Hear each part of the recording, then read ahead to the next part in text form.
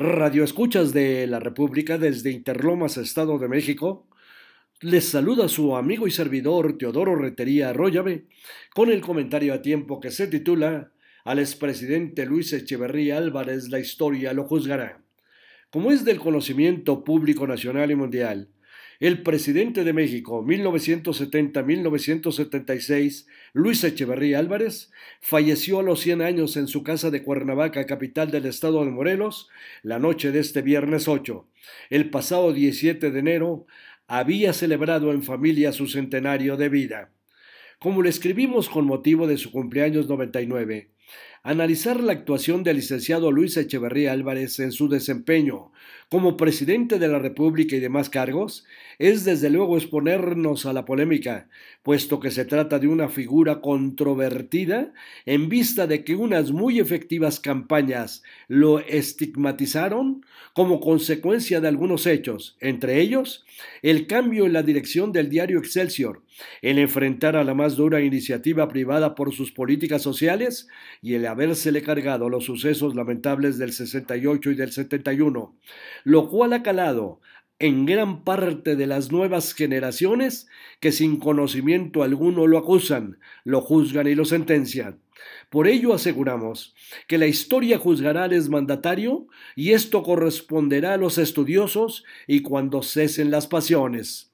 Todo ello, no obstante que en el primer caso fue un problema interno de la cooperativa. En el segundo, el presidente Gustavo Díaz Ordaz asumió toda la responsabilidad de la masacre del 2 de octubre y sobre la represión del jueves de Corpus pagó con su puesto el entonces regente de la Ciudad de México, Alfonso Martínez Domínguez.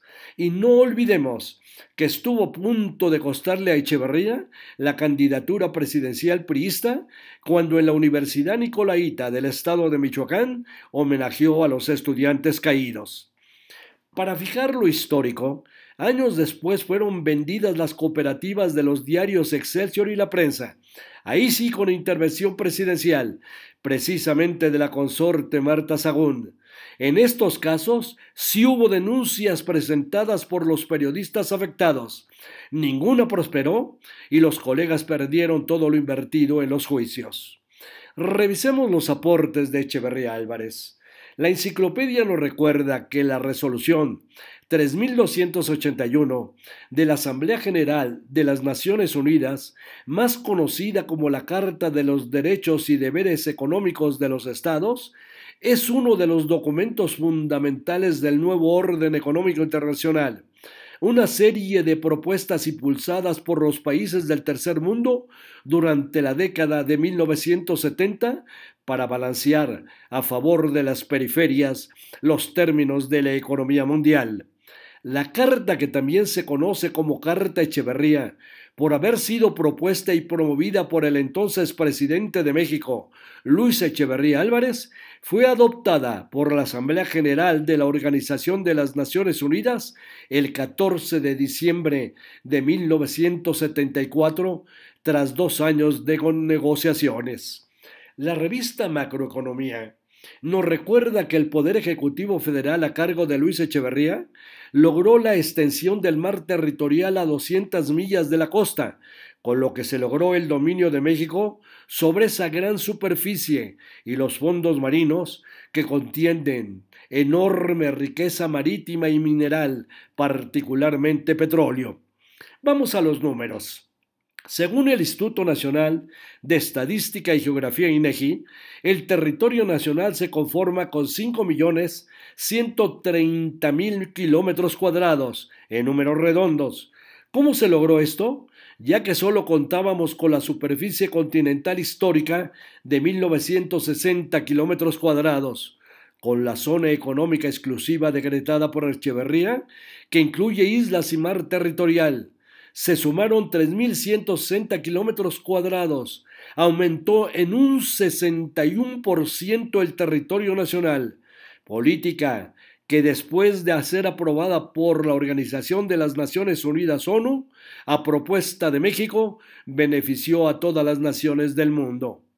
Otras realizaciones del gobierno echeverrista fueron las creaciones del Instituto Nacional de la Vivienda de los Trabajadores Infonavit y del Fondo de la Vivienda del Instituto de Seguridad y Servicios Sociales de los Trabajadores del Estado Fobiste, instituciones que han construido hasta la fecha el mayor número de casas habitación para los trabajadores, el Fondo Nacional para el Consumo de los Trabajadores Fonacot, la Procuraduría del Consumidor, la Procuraduría del Trabajo, la Semana de 40 horas para los trabajadores y la Ley de Pensiones para los trabajadores del apartado E de la industria privada y el apartado B de los trabajadores al servicio del Estado.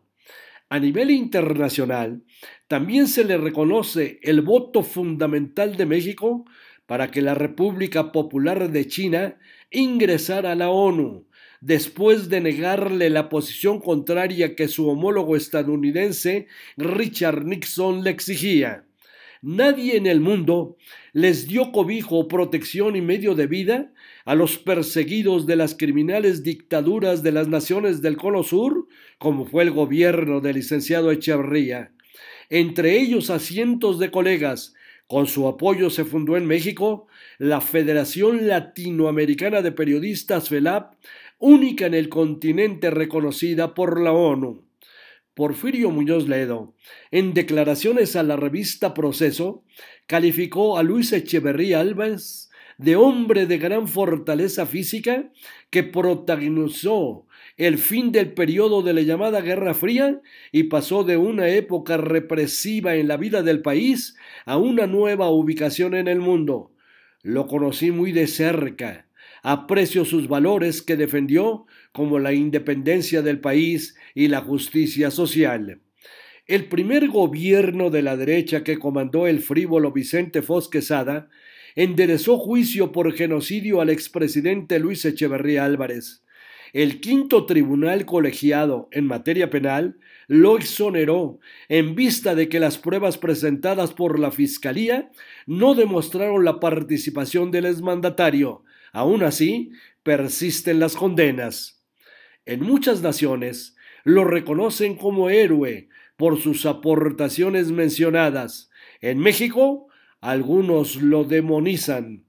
Por todas las razones expuestas, al presidente Luis Echeverría Álvarez la historia lo juzgará. Esto corresponderá a los estudiosos y cuando cesen las pasiones. Hasta aquí el comentario a tiempo. Se despide de ustedes su amigo y servidor, Teodoro Rentería Arroyave.